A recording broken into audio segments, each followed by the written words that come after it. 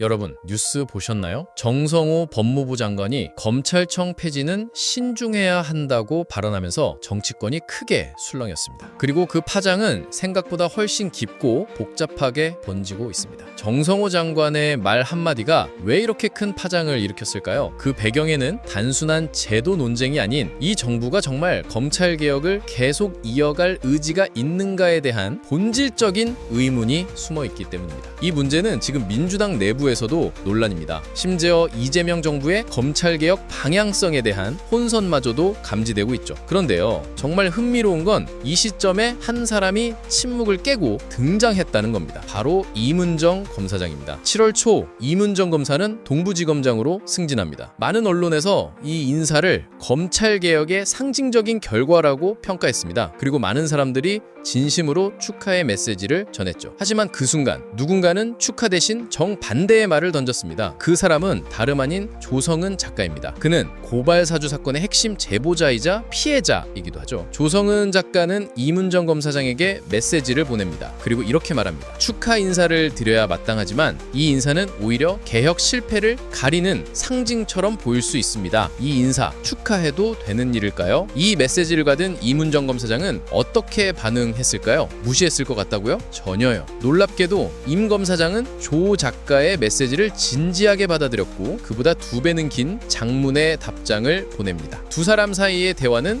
약 2달 동안 비공개로 묻혀 있었죠. 하지만 바로 이번 정성호 장관의 발언 이후 이문정 검사장은 직접 국회 토론회에 나서기로 결심합니다. 그리고 조성은 작가는 그동안의 대화를 세상에 공개합니다. 왜일까요? 왜 두 사람은 지금 이 타이밍에 침묵을 깨고 입장을 드러낸 걸까요? 그 이유는 명확합니다. 검찰개혁이 좌초될 수 있다는 위기감. 이문정 검사장이 공개한 메시지를 보면 그녀 역시 고민하고 있었음을 알 수 있습니다. 자신의 승진이 진짜 개혁의 결과인지 아니면 포장된 개혁의 일부가 된 것은 아닌지. 한 사람은 권력의 한 가운데에서 고민했고 다른 한 사람은 그 권력의 피해자로서 그 고민을 질문했습니다. 그리고 이 두 시선은 지금 이 순간 정성호 장관의 발언과 겹쳐지면서 우리에게 묻고 있는 겁니다. 우리는 정말 제대로 된 개혁을 하고 있는 걸까? 여기서 핵심 질문이 하나 생깁니다. 정성호 장관이 말한 검찰청 폐지는 신중해야 한다는 말. 이 말은 단순히 하나의 의견일까요? 아니면 이재명 정부의 방향이 바뀌고 있다는 신호일까요? 그리고 만약 그 방향이 바뀌었다면 왜 바뀐 걸까요? 조성은 작가는 말합니다. 검찰개혁은 단순한 제도 개편이 아니라 수십 년간의 적폐를 청산하고 국민들의 분노와 열망을 담아낸 결과여야 한다고요. 그리고 그 정점에 있었던 사건이 바로 고발사주 사건입니다. 그는 이렇게 말합니다. 검찰은 고발사주 사건에서 조직적으로 범죄를 저질렀고 증거를 은폐했고 자기들끼리 무죄를 만들어냈습니다. 그런데 그런 검사들이 지금 승진하고 요직에 앉아 있습니다. 이게 개혁인가요? 그가 던진 질문은 단순히 비판이 아닙니다. 이재명 정부가 검찰개혁을 진짜 완성하려는 의지가 있는지에 대한 확인 요청이죠. 그리고 그 확인은 국민이 해야 할 몫이기도 합니다. 이문정 검사장도 그걸 알고 있었습니다. 자신의 자리가 단지 개인의 성과가 아니라 정치적으로 이용될 수도 있다는 불안을 말이죠. 그래서 이문정 검사장은 국회 토론회에 나섭니다. 그리고 말합니다. 검찰개혁 이대로 멈추면 안 됩니다. 지금이 정말 중요한 시기입니다. 자, 여러분, 여기서 다시 한번 질문드립니다. 검찰개혁의 진짜 완성은 뭘까요? 검찰청을 없애는 걸까요? 수사권을 경찰에 넘기는 걸까요? 아니면 고발 사주 사건에서 범죄를 저지른 검사들을 단죄하는 걸까요? 조성은 작가는 단호하게 말합니다. 제도보다 중요한 건 사람입니다. 아무리 수사권을 조정하고 검찰청을 없앤다 해도 그 안에 있는 사람들이 바뀌지 않으면 똑같은 문제가 또 생깁니다. 그리고 이렇게 덧붙입니다. 10년 후, 20년 후에도 우리는 또다시 검찰개혁이 실패했다는 뉴스를 보게 될 것입니다. 그때 누가 고발사주의 피해자가 될까요? 그건 여러분일 수도 있고 저일 수도 있습니다. 이 말은 단순한 경고가 아닙니다. 지금 우리가 어디쯤 와 있는지를 알려주는 나침반 같은 말입니다. 검찰개혁은 끝난 게 아니라 지금도 진행 중이고 그 방향이 틀어질 수 있다는 위기의 순간에 우리가 서 있다는 뜻이기도 합니다. 정성호 장관 한마디는 단순한 발언이 아닙니다. 그 안에는 정부가, 정권이 그리고 여당이 이 개혁을 진짜로 밀고자 갈 의지가 있는지 없는지가 드러나 있기 때문입니다. 우리가 정말 이 정부에 기대한 건 권력의 균형을 다시 세우고 검찰이라는 권력기관이 다시는 정치에 개입하지 않도록 만드는 거였습니다. 그런데 그 검찰이 다시 요직에 앉고 범죄를 저지른 검사들이 아무 일도 없던 식의 승진하고 있다면 그걸 정말 정말 개혁이라고 부를 수 있을까요? 이 영상이 하고 싶은 말은 단 하나입니다. 검찰개혁은 아직 끝난 게 아닙니다. 지금이 오히려 진짜 시작일 수도 있습니다. 그리고 그 시작은 지금처럼 불편한 질문을 던지고 불편한 진실을 마주하고 불편한 대화를 시작하는 것에서부터 나옵니다. 여러분, 지금이 그 대화의 순간입니다.